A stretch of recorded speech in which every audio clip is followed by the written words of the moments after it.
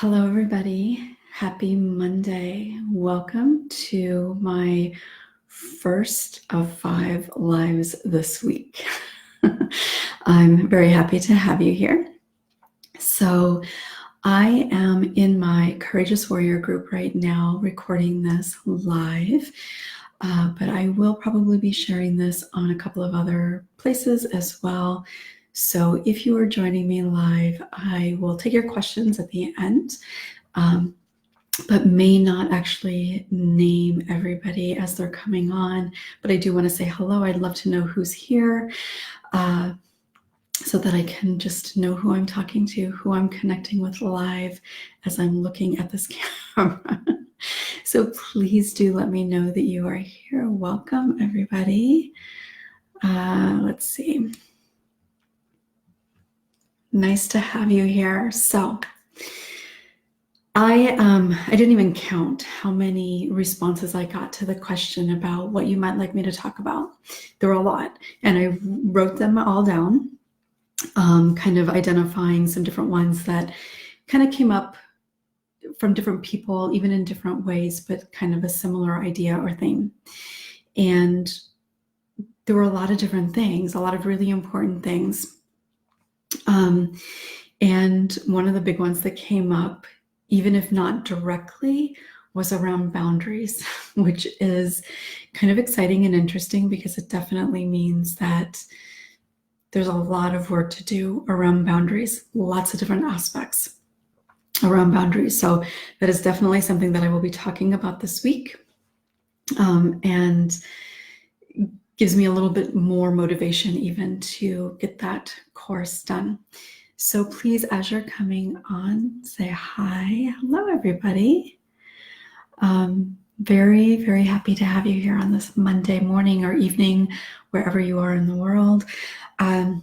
So I decided to start with some aspects of core beliefs because everything related to impact and healing, and even without histories of abuse. So even if we take that out of the equation, as human beings, we naturally develop a set of core beliefs about who we are and the world around us.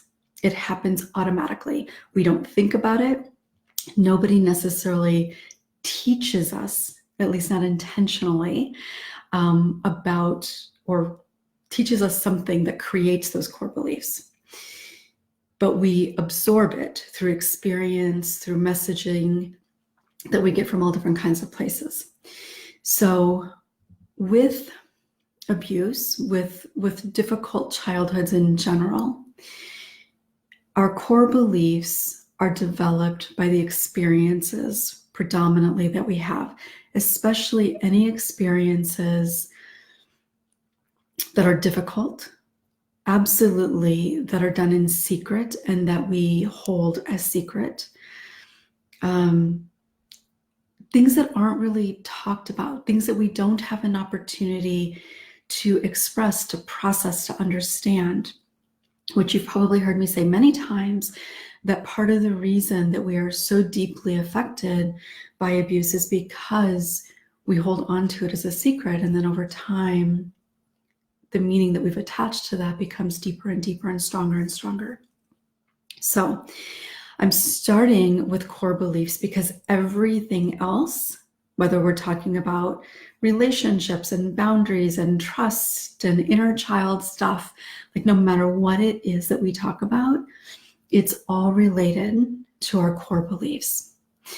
And much of the work around healing, certainly the work that I do, is around being able to understand what those core beliefs are, because core beliefs literally dictate everything that we think, do, and feel. Literally. Now, we may be able to make a conscious effort to do something a little bit different than what our core belief would instinctually drive. For example, our core belief may drive a desire to stay in our house all the time. But consciously, we may be able to make a choice and say, no, I have to go do this, or I'm choosing to go do this because it's good for me. So we can make a choice when we're conscious of it. We can make a choice to do something different.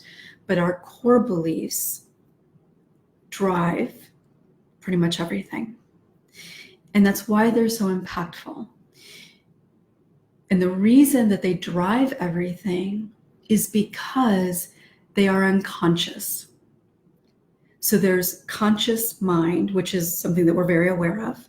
There's subconscious mind, which kind of dictates a lot in our lives, but sometimes we're aware of it, sometimes we're not, but we have this certain awareness that there's some things that are there. Our unconscious mind is driven, is experienced at an instinctual level. So we don't have any awareness that anything is going on. Our ability to function is unconscious. Our survival mechanism is unconscious. Like if somebody's throwing something at your head, you don't have to be taught to duck, right? That's a survival thing. That's an unconscious experience. So when you are abused as a child, or even just growing up in a really unhealthy or dysfunctional environment, your survival mechanism is kind of constantly on. So things are being driven, even if you're conscious of certain things in your environment, your functioning in your daily life is being driven by that unconscious survival. So as your core beliefs are developed in childhood, and all of our core beliefs are developed in childhood for everybody, but when you grow up in a dysfunctional, chaotic, abusive environment, your core beliefs develop around what you're saying to yourself subconsciously, most of the time, about the experience. So you've heard me talk about this so many times, that when somebody abuses you, for example, part of the way that we attach meaning to that is they must not love me, I must have done something wrong, I'm bad, I'm being punished, those kinds of things. So those are the thoughts, those are the automatic thoughts to try to cope with what's going on, to try to understand it. Because as human beings, we need to try to understand the things around us. So when we do that, the only possible explanation as children that we can come up with is that it has something to do with us. Because as children, there isn't an alternative. Our brain isn't developed enough to reason. And when you're in a place of fear, in that place of survival, even if your life isn't being threatened, even if you're not actually feeling afraid, there's a part of you in your body that knows it doesn't quite feel right.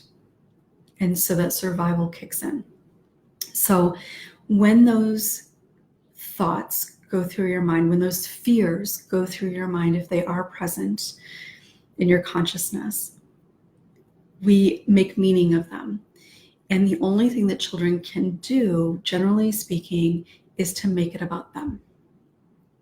So again, the example of a child whose parent gets sick or their parents get divorced, they believe that somehow it's about them. That maybe if they had been better behaved, maybe if they hadn't gotten in trouble at school, that maybe their parents would still love each other and not divorce. Or maybe their parent who's leaving the house would still love them and not want to leave. It's the same thing. So these core beliefs are developed at an unconscious level. It would be incredibly, incredibly rare for a child, especially who's being abused, to have any sense of what their core belief is. They may, especially as they get a little bit older, have kind of an awareness, maybe even a vague awareness of the thoughts that are going through their mind that reinforce those core beliefs. But the core belief itself is residing very deeply within our being, in a sense. It doesn't mean it can't be changed or it will always be there, but it is so ingrained. It literally is like instinct. So then what happens as we go through our lives, even in young childhood, into middle school age, high school age, and certainly into our adult lives, we experience things through the lens of those core beliefs. So if we believe that the world is unsafe, which as a child who is abused, you are typically going to have that as a core belief, is this core kind of sense within your being. So if you believe that the world is unsafe or that you cannot trust people, then when you have an experience or even hear of other people's experiences, on a subconscious level, those ideas are being reinforced. You don't even have to think about it. You don't have to be consciously aware that you're doing anything or even consciously aware of what you're actually thinking, because it's already this core belief. You automatically take in and internalize that experience that proves what you already believe. And you've heard me talk about this before too, and probably heard other people talk about this. When we experience something that contradicts what we believe, we either don't even notice it or we rationalize it. Oh, they're just being nice. They don't really know me. If they really knew me, then they wouldn't think that way. Or if you feel like something turned out well, you might rationalize it that, well, that was just one time.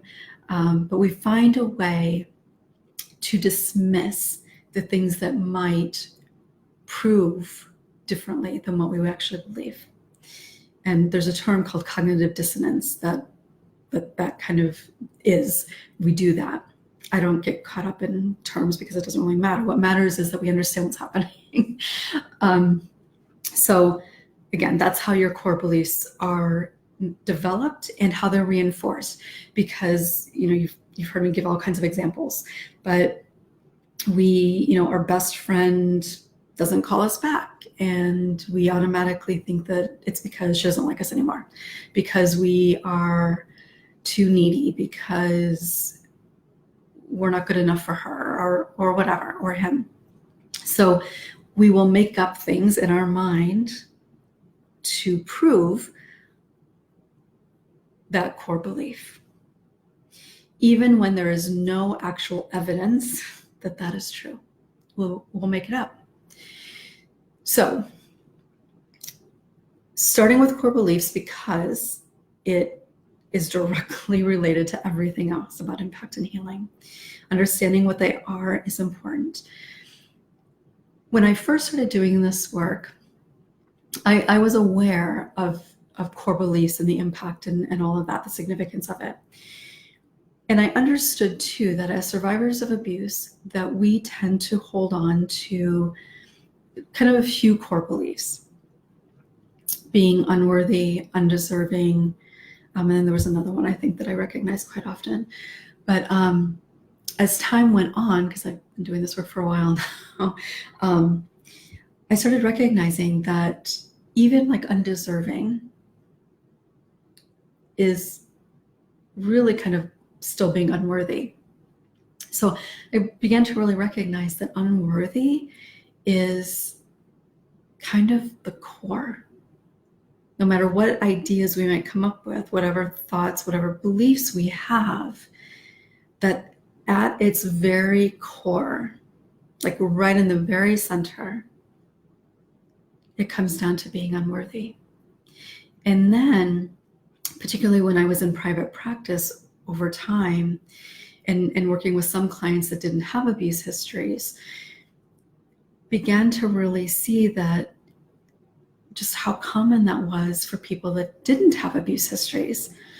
So really recognizing that for all of us, no matter what our history is, that we are all wounded. It was working with people that didn't have abuse histories that helped me really understand the significance of that. And that no matter what our histories are, on some level, most of us struggle with being unworthy. What I find interesting is that a lot of people wouldn't identify that. Like they would say, no, I don't believe I'm worthy. Or I'm sorry, no, I believe that I'm worthy. That's not an issue for me. I know that I'm worthy. I know it wasn't my fault. But when you really when you really kind of dig under a little bit, recognizing that that sense of unworthiness really is there. And that's part of the reason, and in fact, I'm almost certain that it came from a conversation similar with somebody around that, the idea that you cannot heal what you deny is wounded. Because if you believe that if you think that unworthiness isn't an issue, if you think on a conscious level that you don't blame yourself, if you think on a conscious level that you have nothing to be ashamed of, that's good. And we have to start somewhere, and it's important to be conscious of those things and be able to kind of believe in those things at a conscious level. But at your core, you don't yet believe that. Because changing our core beliefs, and this is kind of related, if you saw the video I did, I think last week on the kind of layers of healing, I'm going to talk about 4 layers of healing. There's a big difference between knowing something consciously and believing something at your core. And this is true for everybody that I've ever known, that there's often a pretty significant disconnect because we're not conscious of what we believe at our core. And the idea, you've probably heard lots of people talk about, and even therapists will talk about limiting beliefs. And I tend to think of those things, core beliefs and limiting beliefs, as maybe not very different things, but different things. To me, limiting beliefs are more the thoughts that you're aware of. The ideas that you recognize kind of float through your mind, like, oh, I'm not good at that, or I'll never be successful at that, or nobody will ever love me. I'll never be okay. I'm too damaged. Like those are what I would refer to more as a limiting belief, that it's something that you're somewhat conscious of, at least at times, that does hold you back. There's no doubt about that. But the difficulty is, and this is why focusing on limiting beliefs doesn't actually heal, is because when you're focused on the thoughts, you can do all kinds of great work to change the thoughts.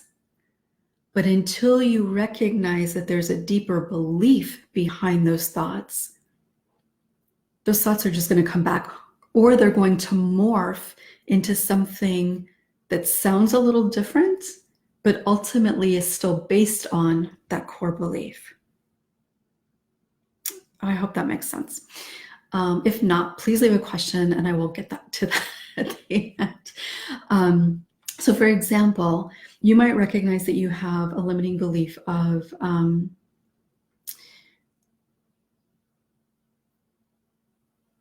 too, I'm trying to think of something that makes sense here. You might have a limiting belief of I'm not good at that thing, whatever that thing is. And so you might do some work, maybe in therapy, maybe with a coach, maybe on your own. You might do some work to help you see that you are good in that realm, whatever realm that is, that you are capable of doing things. You might be able to point to all the things that you've done, which is important. I don't want to suggest that those pieces are not important. They are necessary, actually. So you might be able to recognize, okay, I can do well. I've gotten praise around this, or I'm competent in completing this, or whatever. So you might feel much better in that particular area. But if you ultimately believe that you're stupid or incapable or unworthy, then you might feel like you've got this, but it's going to still show up in other ways. It may even shift to something that you hadn't given much thought before to, like maybe if you were so focused on not being good enough with work, for example, and you feel like, okay, well, I keep getting raises, I keep getting good evaluations, I got a promotion, whatever. So you're able to say, no, I am capable, I am good at this. So then you start focusing on something else that you aren't yet able to see that you're capable of or worthy of. So it just kind of shifts around. So we need to be able to understand what those core beliefs are. And so now recognizing, because I said most people have a core belief of being unworthy. So you recognize that maybe that is a belief, that maybe there is this part of you that believes that you're unworthy, or maybe a big part of you that believes that you're unworthy. So obviously that's necessary to recognize,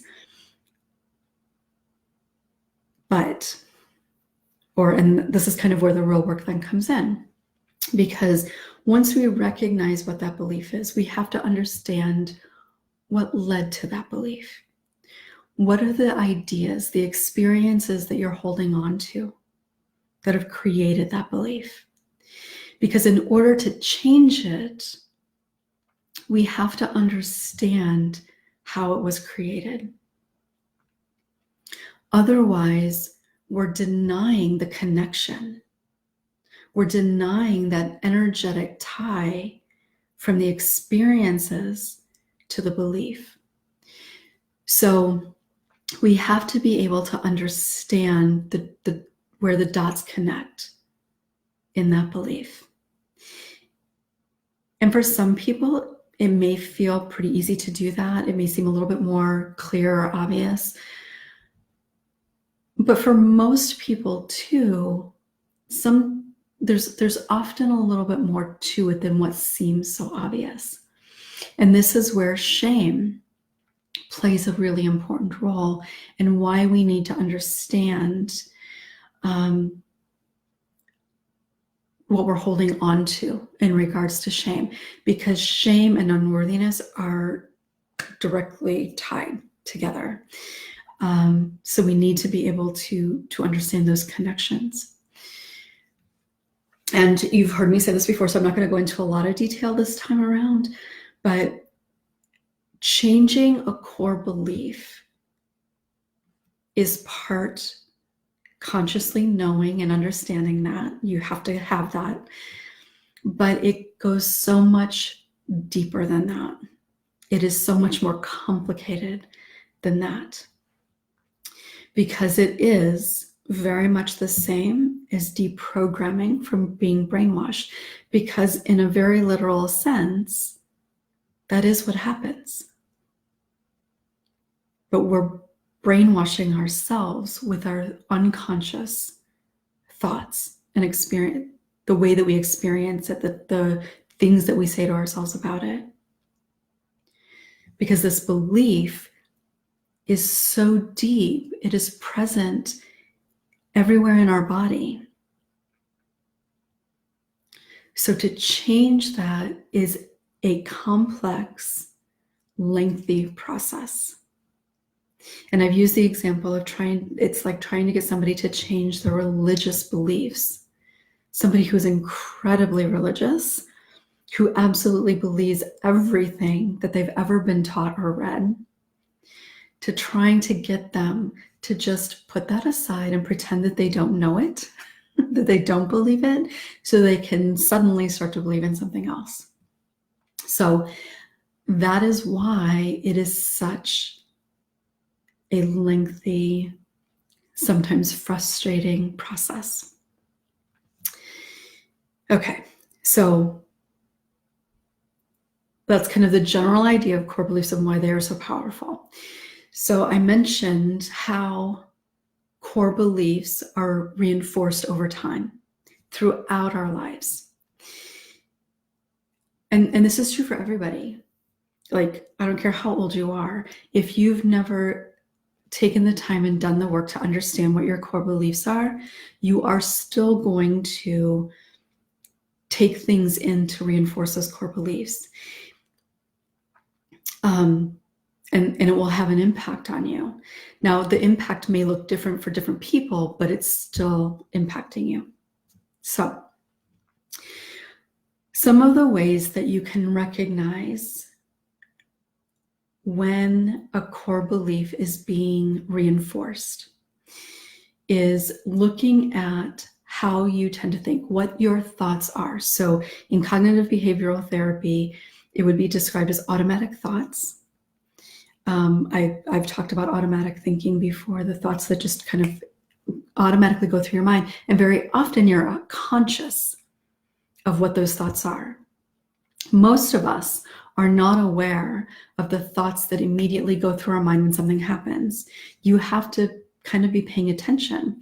And for so many people, because I focus on this a lot in the work that I do with people, is noticing what goes through your mind when that happens. When you notice feeling something, what goes through your mind?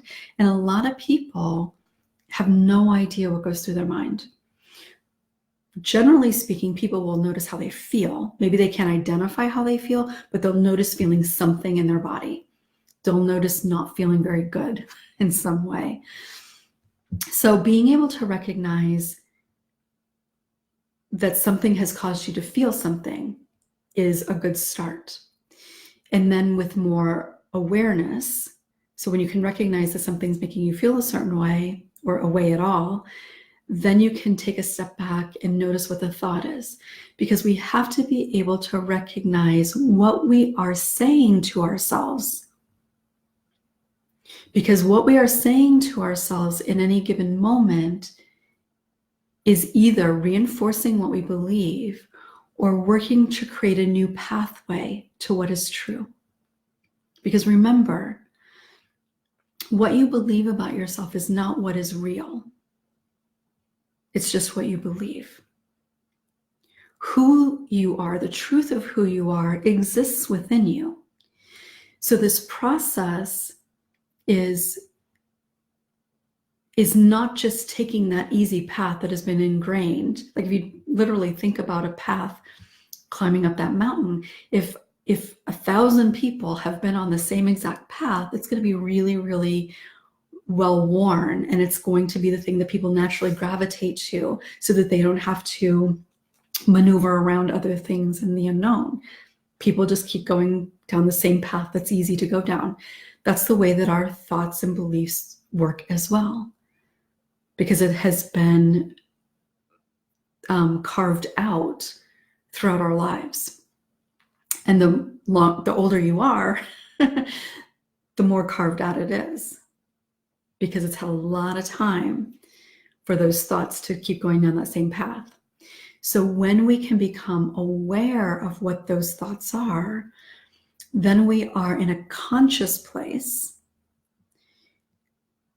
to choose a different path. And over time, the more we choose that different path, it becomes more natural for us to go that way. If you've ever gone horseback riding in a place that is like, that's the business, like people come and they go on trail rides and stuff. If you've ever done that, you know that you don't have to tell the horse where to go. It knows where to go. As it gets a little bit closer to home again, so you've gone out on this trail and you're coming back home, when it gets closer, the horse will often start to go a little bit quicker because it knows that path. It's not thinking about it, it just automatically knows it. To get the horse to go a different way, we have to very deliberately direct it differently. And it will take time for that horse to choose a different way. It's the same thing with our thinking and the way that our brain works. So you've maybe heard some people talk about a neural pathway. So when you choose a different thought, so like reminding yourself that it's not true, reminding yourself it's not your fault, with this awareness that you're changing this core belief, you're creating that different pathway. So, one of the ways that you can work towards really understanding the automatic thoughts that go through your mind, which are reinforcing those beliefs, is to recognize how you tend to think. So, in cognitive behavioral therapy, it would be called like a pattern of thinking. And so, most of us tend to think about all kinds of things in fairly similar ways. And most of us tend to have a few ways that we gravitate towards more than others. So in cognitive behavioral therapy, when you're thinking of patterns of thinking, some of the most common ones for people who have childhood abuse or dysfunction issues are personalizing, all or nothing thinking, black and white thinking, catastrophizing, and shoulds. And I know that I've talked about shoulds a lot. This one is something that I think most people do in general.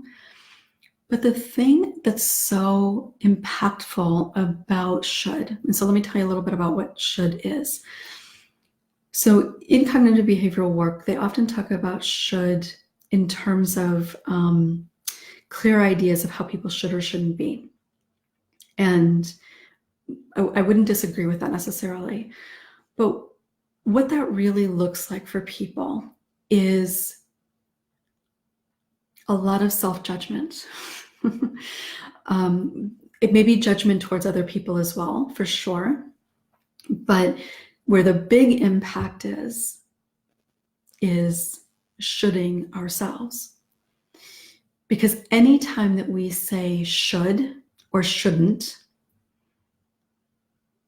there's judgment, whether it's towards somebody else or towards ourselves.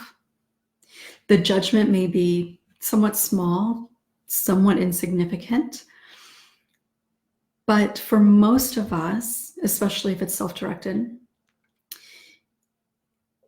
even if it's a should or shouldn't about something relatively small, it's immediately, because it's judgment, it's going to immediately connect with shame and or unworthiness. So, for example, maybe you had a lot to get done today and you woke up a little late, or you went to bed a little late, and so therefore you're feeling a little groggy this morning.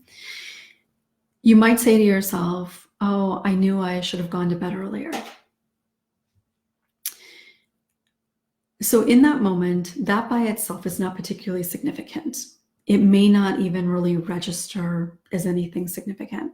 You may not think about it again.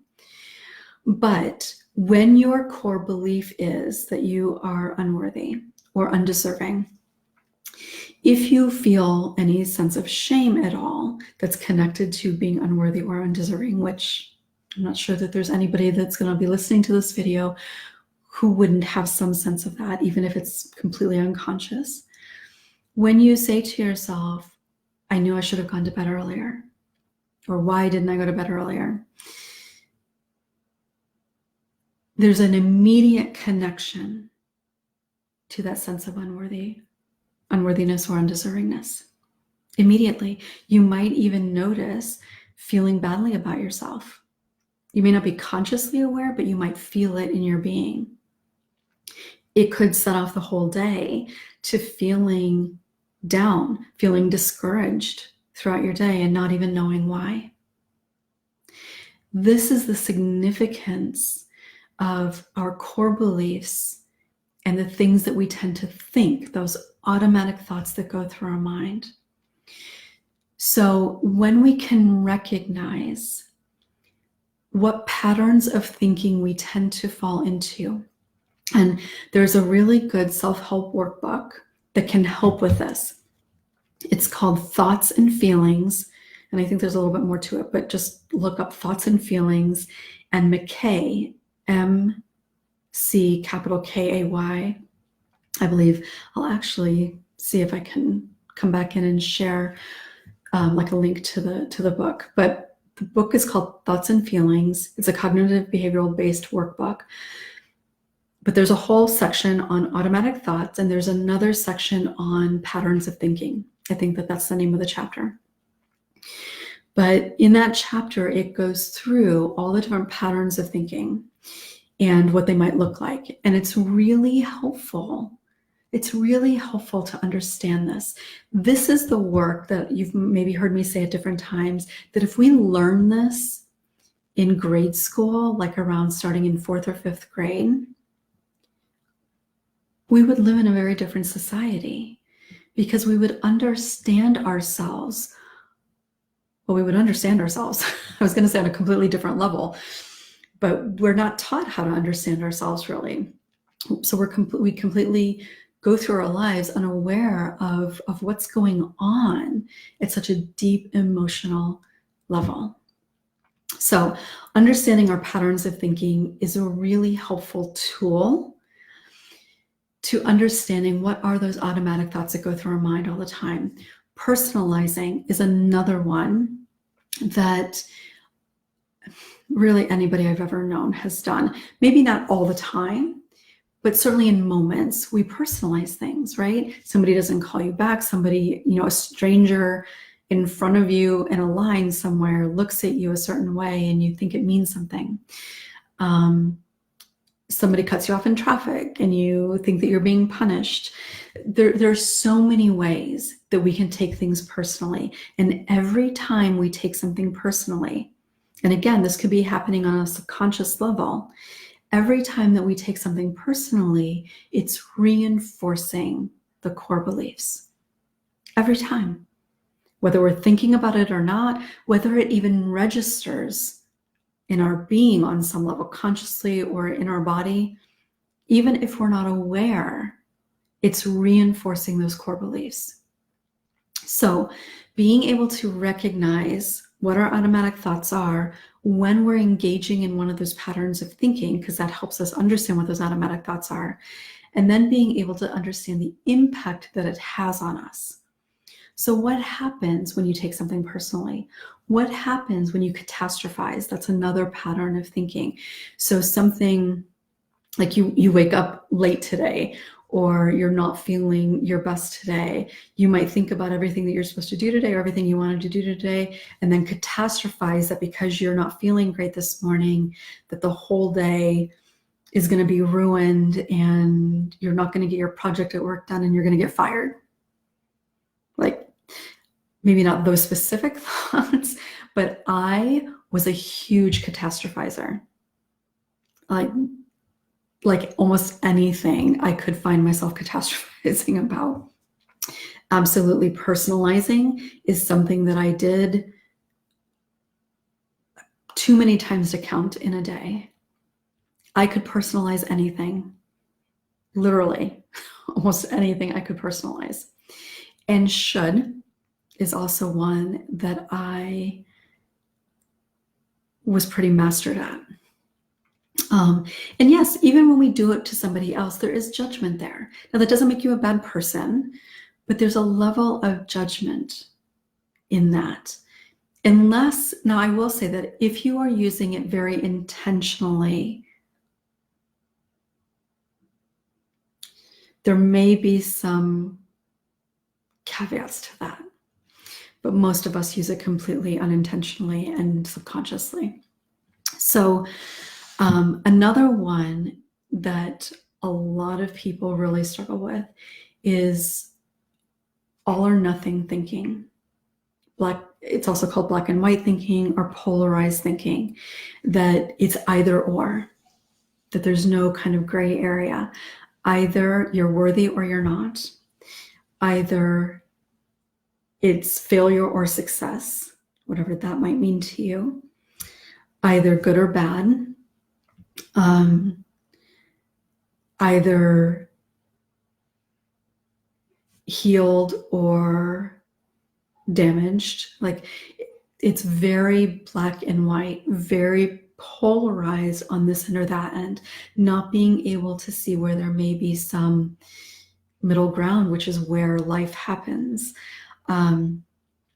People either love you or they hate you. And seeing how often that shows up in your own judgments about yourself is important. And recognizing too that we can have all of these going on at the same time. We can should ourselves and very easily see that as all or nothing. Or if somebody points out something to us, then we could should ourselves. We can take it personally. We could should ourselves, and we could catastrophize. That means that they don't want to be in a relationship with us anymore. So recognizing all of this can feel a little overwhelming at times, but it also gives you important information about the kinds of things that really affect you, about the kinds of things to work on specifically in your work with your therapist, the things to be aware of as you're going throughout your day. And this ultimately is how we change our core belief. Now, of course, it is our thinking, but in order to change our thinking, we have to do things differently. We have to have different kinds of experiences. We need to take risks. There are a lot of things that need to happen to help with changing our thoughts.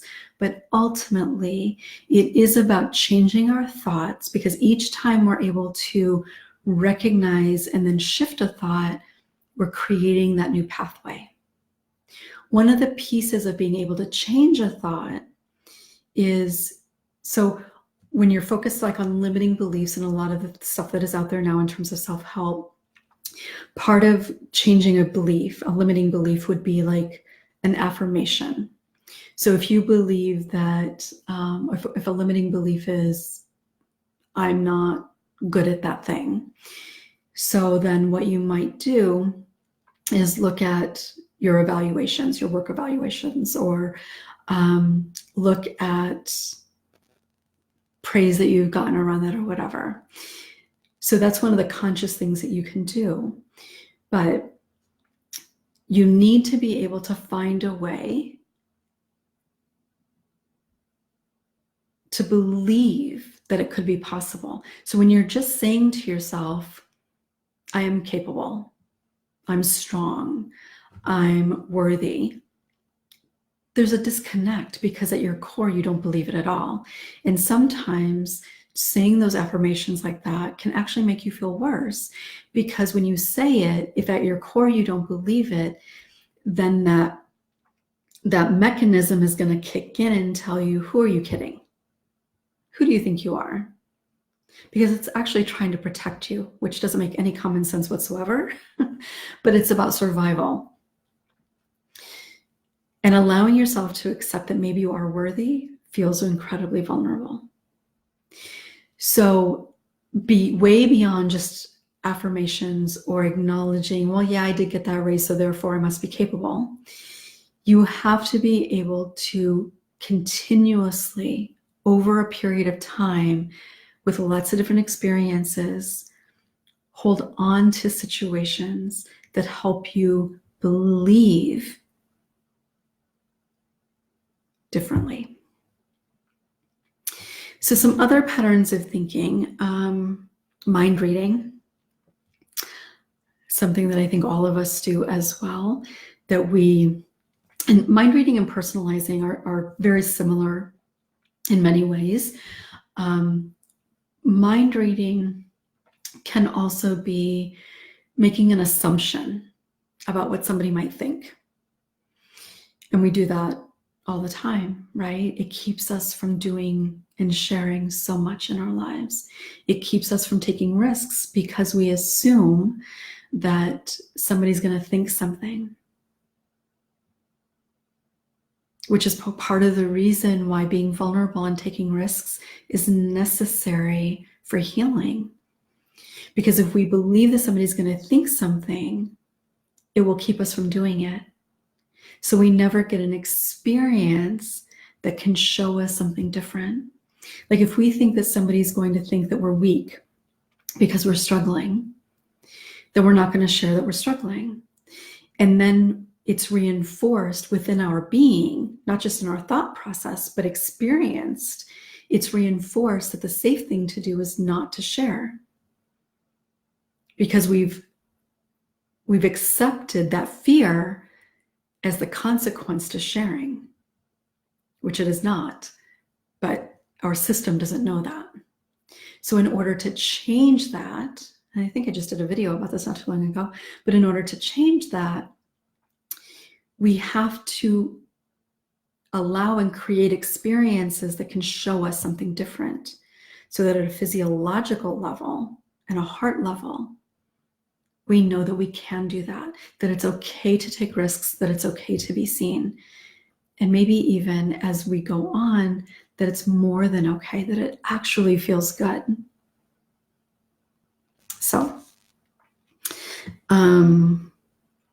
there's also magnifying and filtering, which magnifying can sometimes be catastrophizing as well.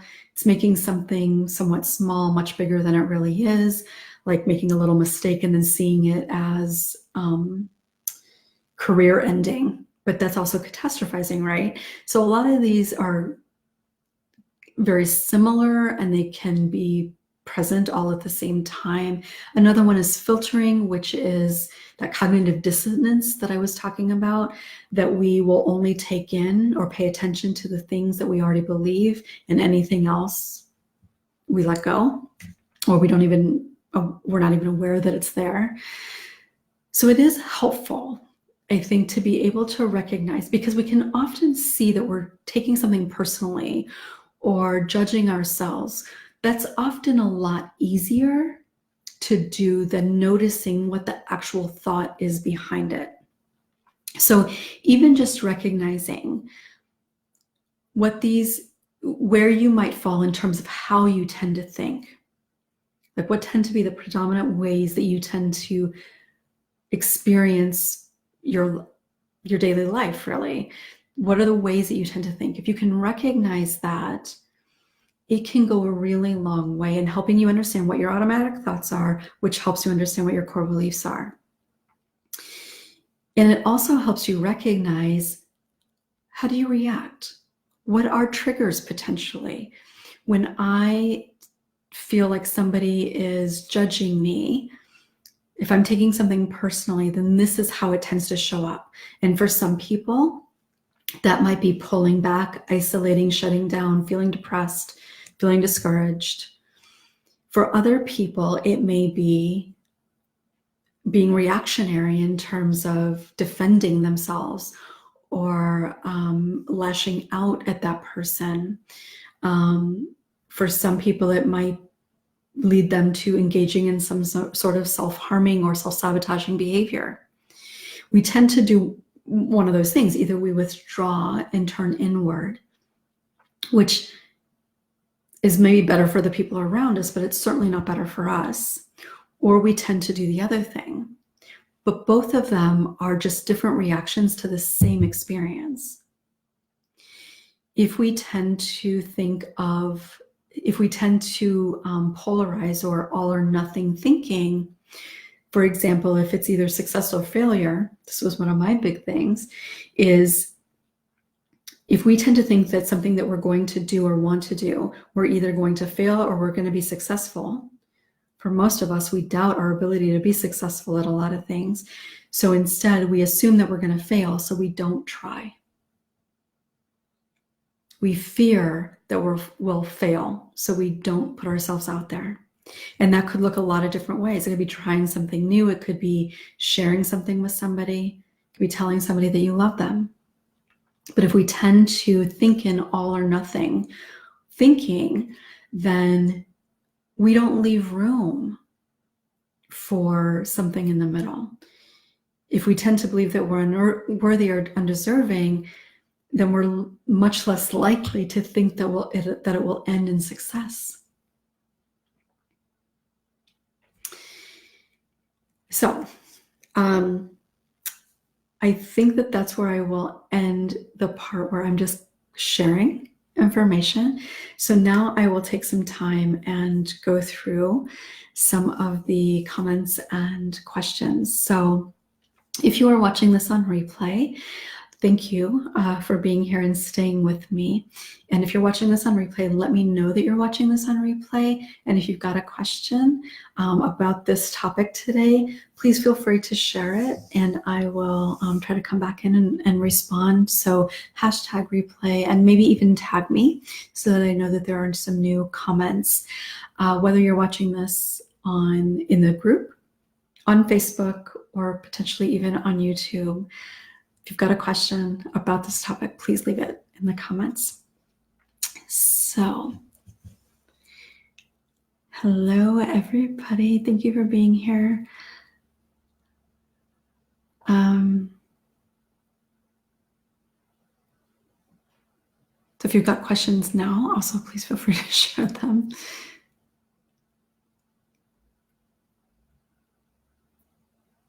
So nice to see that there were so many people who hopped on. I know that some people are not here currently, but if you've got any questions about anything related to core beliefs, about the patterns of thinking, anything that I can help with, please feel free to share them, and I will do my best to answer. So my first day of doing 5 live videos. And thank you to everybody who shared your suggestions on topics.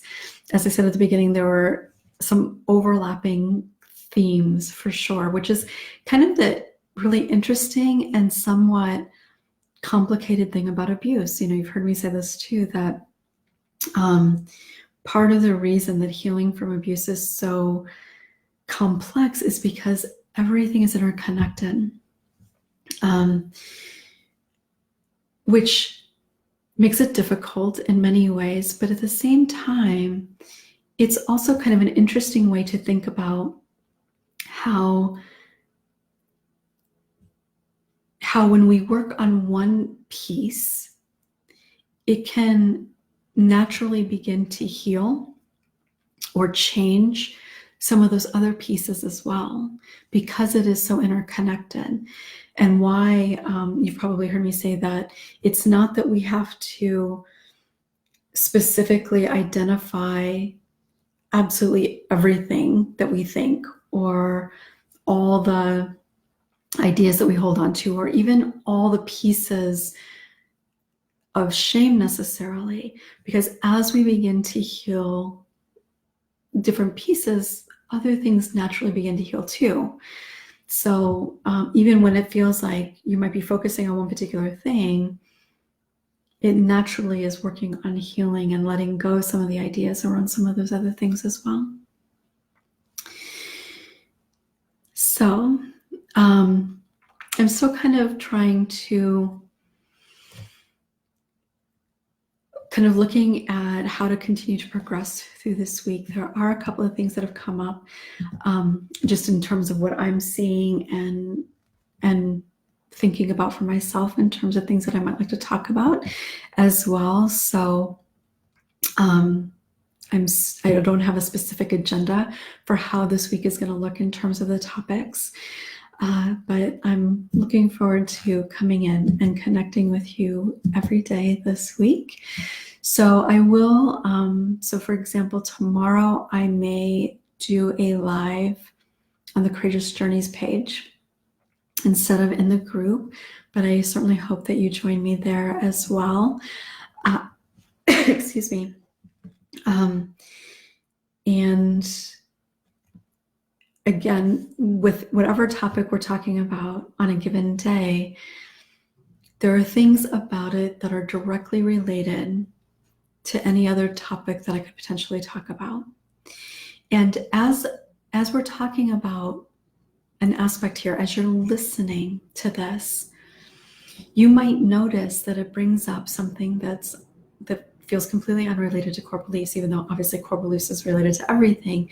But you might recognize that as you're thinking about a core belief, that it might even take you to a different memory. Maybe a new memory, maybe not, but it might remind you of something that maybe you haven't thought about in a long time. You might be aware of something that you do in terms of automatic thinking that maybe you weren't aware of before. And that's kind of the idea of kind of all healing, really, is that it does, because it is all interconnected, that it helps you see things that are maybe impacting you that you didn't really recognize before. Which is why it is important that we have the space to be able to explore and understand ourselves on a deeper level, so that we can understand and see kind of all the different pieces of ourselves and the layers to how we tend to think and feel, and even the ways that we've been affected.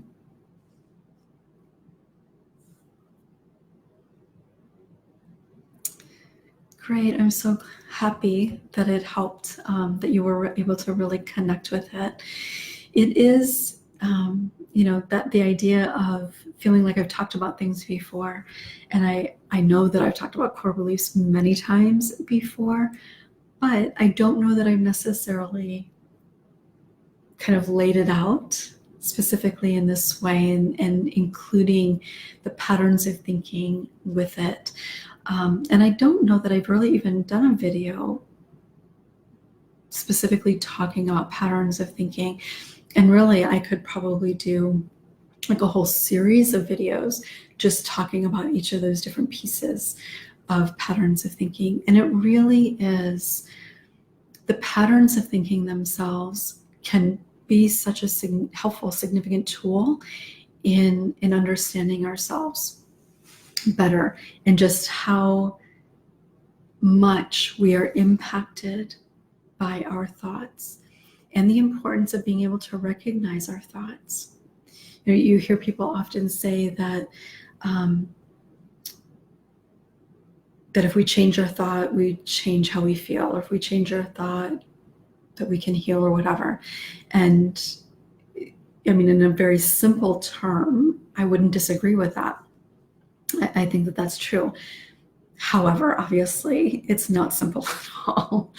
And I think that that's part of the difficulty with those ideas being out there, and people just kind of, sharing little memes about that yes, on one level, we can simplify it that way. Change your thought, you change your feeling, change how you feel, or whatever. Change your thought, you change your belief.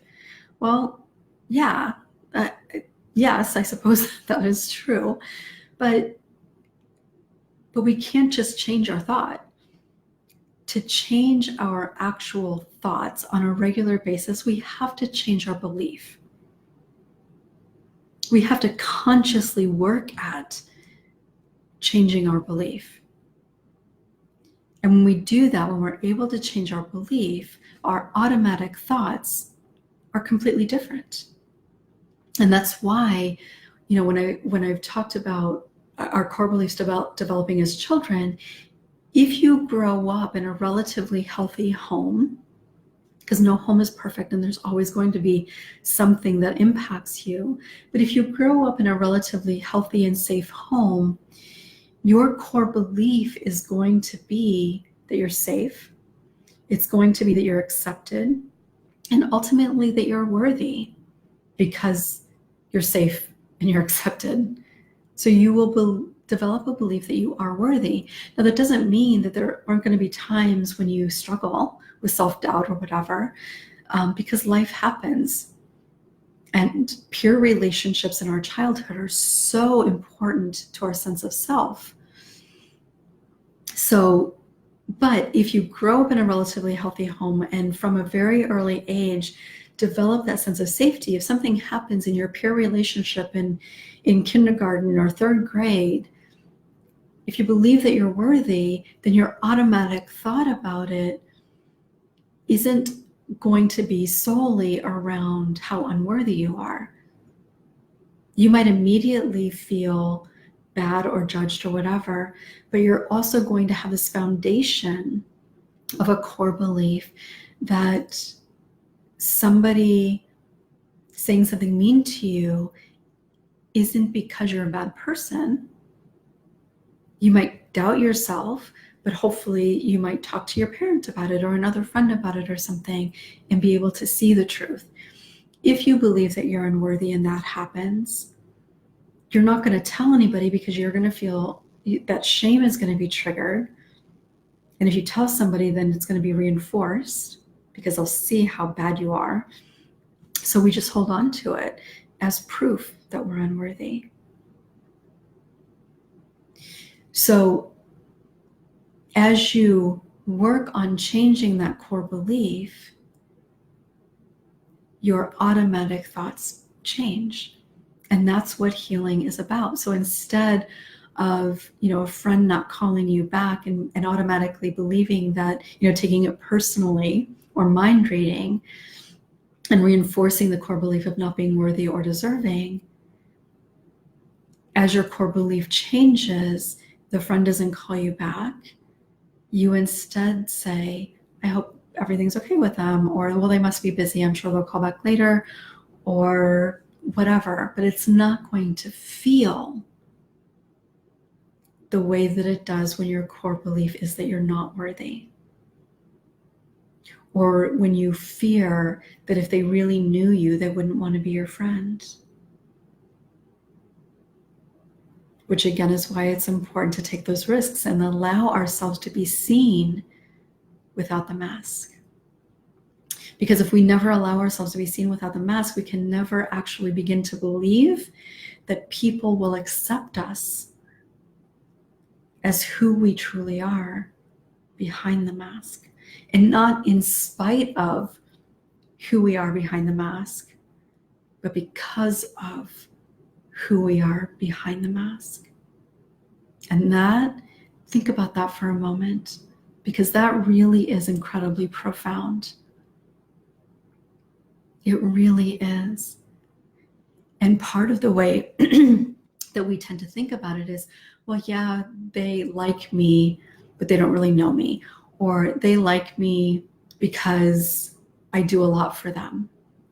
So you begin to accept that, yeah, they like me, but you know that you're only letting them see the things that you want them to see. So you're only letting them see the mask. You're only letting them see the facade that you've created. In order to ever fully believe that somebody can value us for who we are, we have to begin to allow people to see us for who we truly are without a mask.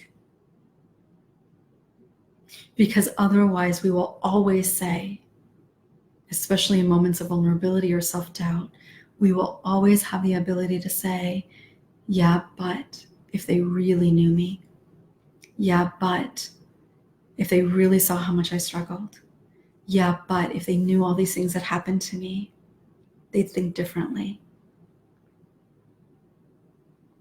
That's why we have to speak about the things that we don't let people know.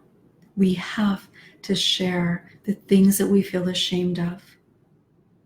Not with everybody, not publicly, but we have to allow people to see those parts of ourselves in order for us to ever believe that we can be valued for who we are behind the mask. And this is why group experiences can be so profound in our healing. Why something like a retreat is an experience like nothing you will ever be able to experience otherwise, because it's such a safe space, but it's also designed for people to leave the masks at the door. And when you know that other people are showing up without a mask, then you feel safer to show up without that mask. When somebody is allowing you to see them, and you are seeing them, and you see their strength and their courage and their beauty, their inner beauty, and their fears and their dreams, when you are allowed to see somebody in that, it helps you believe in your worthiness, that they are trusting you with that. And then it also helps you see that it's safe to do that. And there is nothing that can replicate that. That is incredibly profound. Now, that doesn't mean that you can't experience being seen and all of that in other scenarios. You absolutely can. But in a group setting, you're being seen by multiple people. And in a retreat setting, you continue to show up. There's no hiding. You just kind of keep showing up. Or even in a group setting, week after week, where you continue to show up. The same thing can happen there, obviously at a different level, but that's the idea, is that you allow yourself to be seen time and time again without the mask. And one of the topics that came up is trust. And that is an important piece of that as well. We can't fully trust others if we don't allow them to fully see us, or allow some people to fully see us, because we'll always be able to do that, yeah, but. And I know that that's probably something that anybody watching this video can relate to. How many times have you said that to yourself? Yeah, but if they only knew. I know I did. That was probably in every potential circumstance I could find a yeah, but. My husband saying he loved me. Yeah, but you're supposed to say that. Or telling me that he thought that I was beautiful or whatever. Well, yeah, but you're supposed to say that.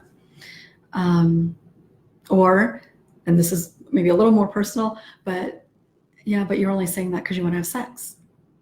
I'm sure many of you can relate to that as well.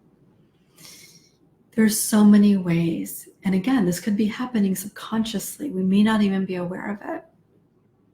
But that, yeah, but, because at our core, we aren't able to believe, at least not yet, that what they're saying could be true.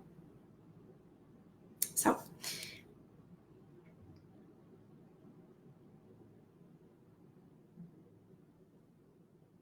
yeah, definitely two different things about core belief and thought. Though thoughts are directly related to core beliefs, but they are definitely different things. And it takes, again, it's that creating a new pathway. Like, we have to really carve that out for then our new thoughts, our automatic thoughts, to be something different.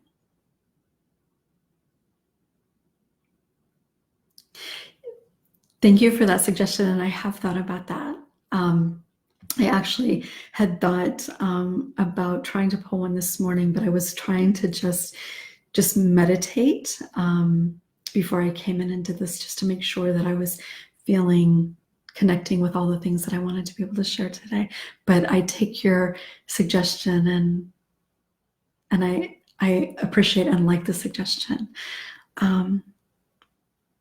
Simple statement to complex behavior. Absolutely. And I think that, not that there's something wrong with it specifically, but I think that that's one of the difficulties with the self-help, self-development realm, and even coaching, is that that it kind of boils really complex processes into a meme or into a kind of like this just statement, which isn't necessarily a bad thing by itself. But the problem is that we tend to take those things as, oh, okay, well, I can do that, or that's not that difficult. But then when you try to do it, or you think that you've done it, like repeat, like writing out, I am worthy 50 times or 100 times or whatever, or spending 5 minutes every day writing, I am worthy, like that's supposed to work, right? No, it doesn't. And like I said, for many people, it actually can make you feel worse because you feel like there's something wrong with you, that it's not working. And that is a big issue for a lot of people.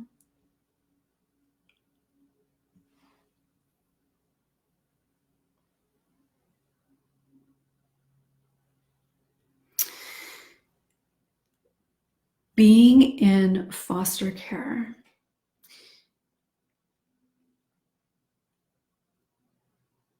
while many of the challenges can be kind of the same in many aspects to people who just lived in really dysfunctional, unhealthy, abusive environments, I will definitely say that living in foster care does absolutely lay not only create one layer of complexity,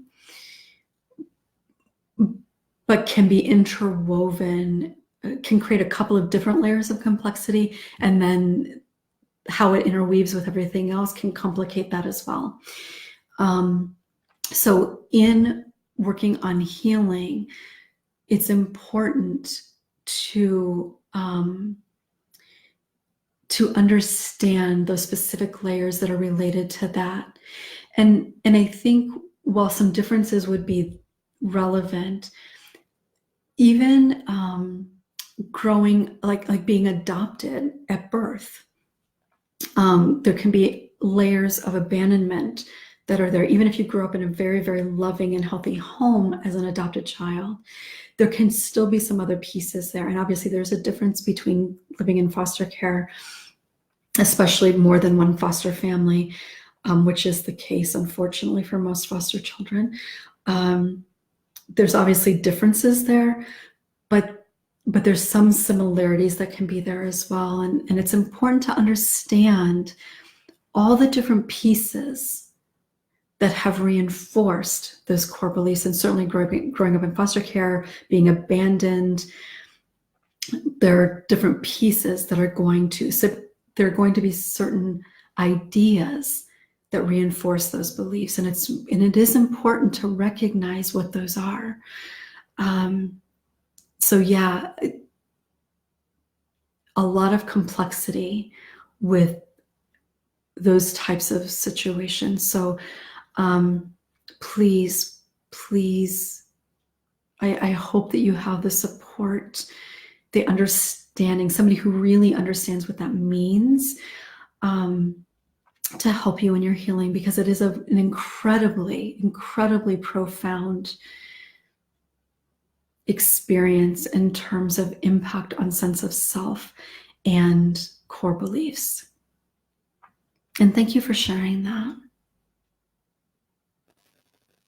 Yes, yes.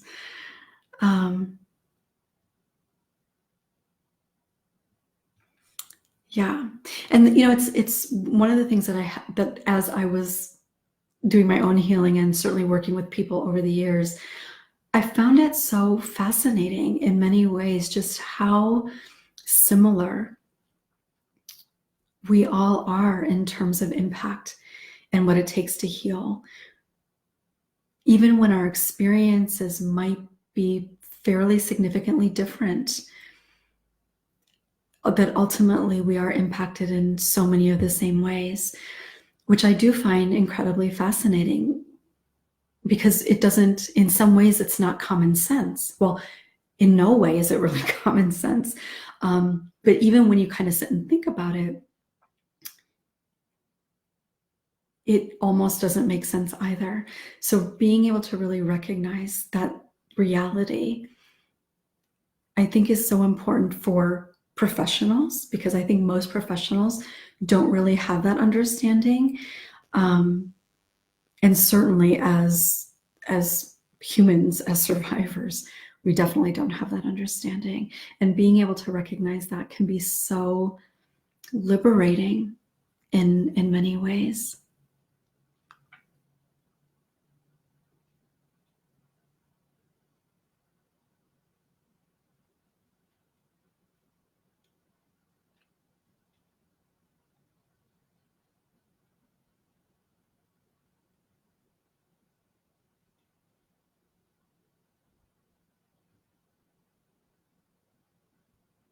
I'm just reading to see if there's a question here.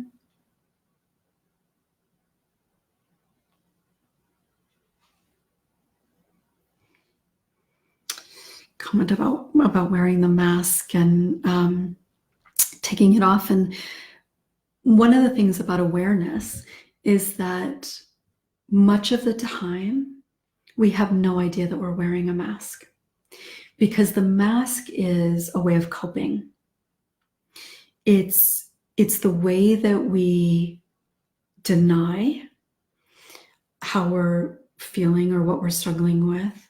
It's a way to tell ourselves that we need to show up in order to be accepted or to be safe. And for most of us, especially if we've not done a lot of healing yet or anything, we don't really recognize that it's a mask. Like perfectionism was one of the things that came up as a topic. And perfectionism, even anger, can be a mask. It's the way that we feel that we need to be perceived in order to feel safe. So it can look a lot of different ways, and understanding what that mask is and how it looks. And it might look different depending on what circumstance we're in. Like at work, it might look one way. We might have one mask that we wear at work. We might have another mask that we wear with friends, a different mask with our partner, a different mask with our therapist. It can look a lot of different ways, and it may evolve over time as well. So even just having an awareness that we're wearing a mask is obviously important and helpful to understand, what does that mask really look like? And I'm just thinking about the different types of masks that we might wear. But ultimately, being able to just even recognize that we're wearing a mask. And I will say that I did a video a while ago on independence and how being independent is actually kind of a coping mechanism and can be harmful to our healing. That can be a mask, the mask of independence, the mask of perfectionism, even a mask of kind of being damaged in a way that we kind of take on being helpless or weak, which most people would not probably identify specifically that they do that. But sometimes people can do that, and maybe it's with certain people or certain situations. But there are a lot of different masks that we wear, but all of it is about self-protection ultimately.